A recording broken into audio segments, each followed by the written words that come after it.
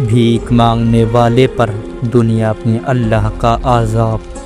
एक पुराने शहर में जहां हर सुबह आज़ान की आवाज़ों से गलियों में रोशनी होती थी, वहां एक बेकार और काहिल आदमी सलमान रहता था।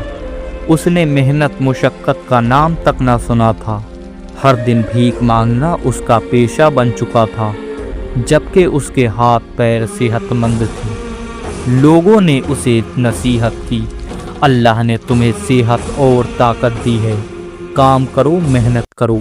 मगर सलमान हंसकर कहता, जब लोग मुफ्त में दे रहे हैं तो मैं काम क्यों करूं? वो रोज़ सुबह शहर की मस्जिद के बाहर भीख मांगता। लोग उसे पैसा, खाना और कपड़े दे देते। कुछ लोग रहम करते और कुछ लोग जलील करते, लेकिन सलमान को कोई परवाह नहीं थी। उसका मकसद सिर्फ आसान रास्ते से पैसा कमाना था। तकब्बुर और नाशुक्री। सलमान धीरे धीरे जलील और बदतमीज़ होता गया। जब लोग उससे नसीहत करते तो वो बदतमीज़ी से जवाब देता। एक दिन एक बुज़ुर्ग ने कहा, बेटा, अल्लाह ने सेहत दी है, क्यों ना मर्दों की तरह ज़िंदगी गुजार रहे हो? मेहनत करो, इज़्ज़त कमाओ। सलमान हंसकर बोला, बुज़ुर्ग, मुफ्त में मिल रहा है तो मेहनत क्यों करूं? ये सब मेरी किस्मत है, अल्लाह ने यही लिखा है। लोगों ने उसकी बात सुनकर सर झुका लिए। सलमान की नाशुक्री और तकब्बुर बढ़ती गई। आज़ाब का आगाज़। एक दिन ईद का त्यौहार था। शहर रोशन था। लोग नए कपड़े पहने मज़े कर रहे थे। सलमान भी मस्जिद के बाहर भीख मांगने बैठा। हर शख्स नए कपड़े पहने मुस्कुराता हुआ जा रहा था। सलमान को यकीन था कि आज उसे ज़्यादा भीख मिलेगी, मगर आज कुछ अजीब हुआ। लोग उस पर ध्यान दिए बगैर गुजरते रहे। किसी ने एक पैसा तक ना दिया। सलमान परेशान हो गया।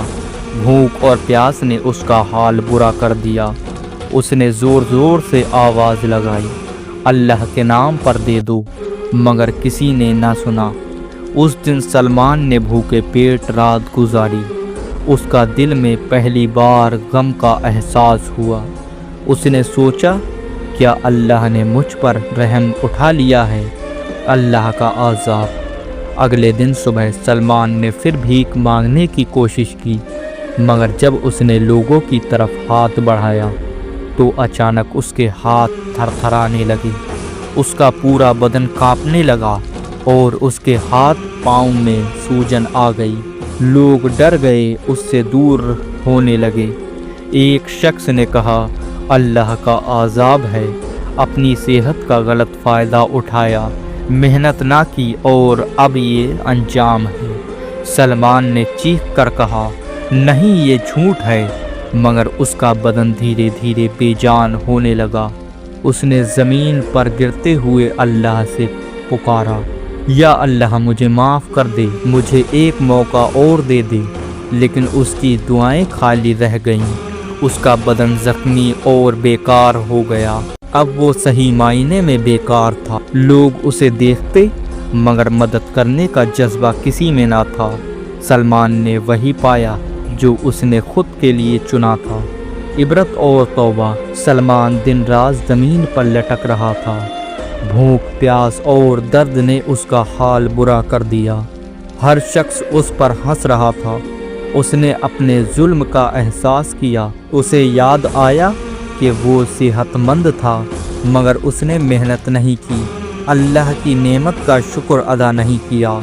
उसने रो रो कर दुआ की, या अल्लाह, मैं गलत था, नाशुक्र था, गुनहगार था, मुझे एक और मौका दे दे।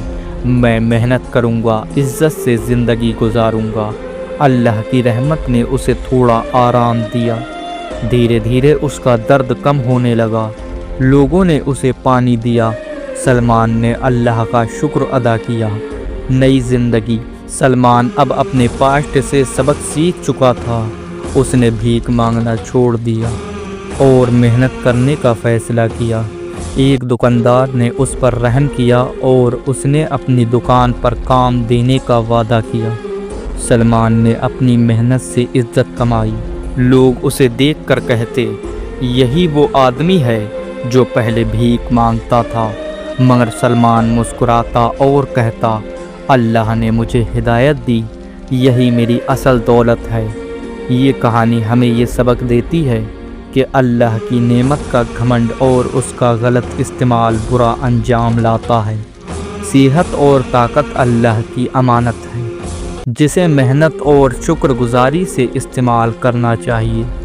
قرآن پاک میں فرمایا گیا ہے، اور جو شخص اللہ کے ذکر سے منہ موڑتا ہے، اللہ اس کی زندگی کو تنگ کر دیتا ہے۔ سورہ طٰہٰ آیت نمبر 124 میں۔ انسانی عزت اور عزت نفس محنت میں ہے، نہ کہ بھیک مانگنے میں۔ اللہ صرف اس کی مدد کرتا ہے جو خود اپنی مدد کرتے ہیں۔ آپ کو یہ کہانی کیسی لگی؟ اگر کوئی اور آئیڈینٹی یا تفصیل چاہیے تو بتائیں۔